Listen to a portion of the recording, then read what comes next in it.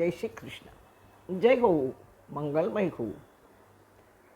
આવો કાલનું કન્ટિન્યુ કરશું. રાધાને ગમગીની દૂર કરવા ગોપીઓ રાધાને ખેંચીને યશોદા પાસે લઈ ગઈ. યશોદાનો છેડો હલાવી હલાવી કાનાની ફરિયાદ કરવા લાગી. તેરો કન્હૈયો है बड़ो नटखट बीच बजरिया में खींचो घूंघट भरी भरी मारे पिचकारी हाँ हाँ हाँ हाँ हाँ भरी भरी मारे पिचकारी कन्हैया ने रंग दी चुनरिया हमारी कन्हैया ने रंग दी चुनरिया हमारी आज भी रज में होरी जसोदा मैया आज भी रज में होरी है. कोई कहे कारो मैया कोई कहे सांवरो कोई कहे कारो मैया कोई कहे सांवरो सबको है प्यारो तेरो बंसी बजैयो रंग दी हमारी जिंदगानी हाँ हाँ हाँ हाँ हाँ रंग दी हमारी जिंदगानी कन्हैया ने रंग दी चुनरिया हमारी कन्हैया ने रंग दी चुनरिया हमारी आज भी रज में होरी जसोदा मैया आज भी रज में होरी है. વાતાવરણ હળવું ફૂલ થઈ ગયું. જય હો, મંગલમય હો. સૌ પોકારતા પોકારતા પોતાને ઘરે ગયા. બસ રોજનો આ પ્રોગ્રામ હવે નક્કી થઈ ગયો. સંધ્યા ટાણે ગોપ લોકો મથુરા કર દઈને ઘરે આવે. વાળું કરી એટલે જમીને સૌ યશોદામાને આંગણે એકત્ર થાય. સત્સંગની રંગત જામે, રાધા બંસી વગાડે.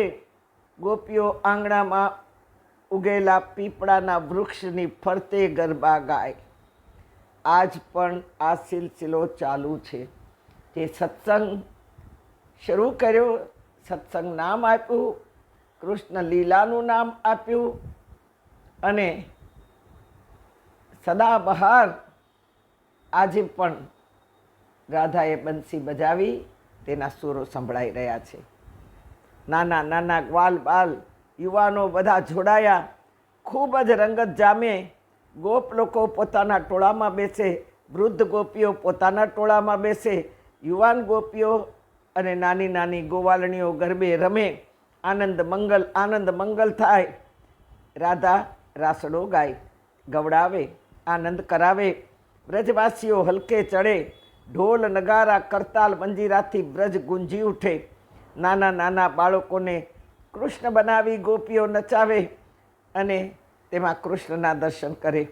એ જ સિલસિલો આજે પણ ચાલુ છે. જાણે પ્રત્યેક પ્રસંગમાં કાનો પ્રગટ થયા કરે છે. રોજ જન્માષ્ટમી ઉજવાય છે.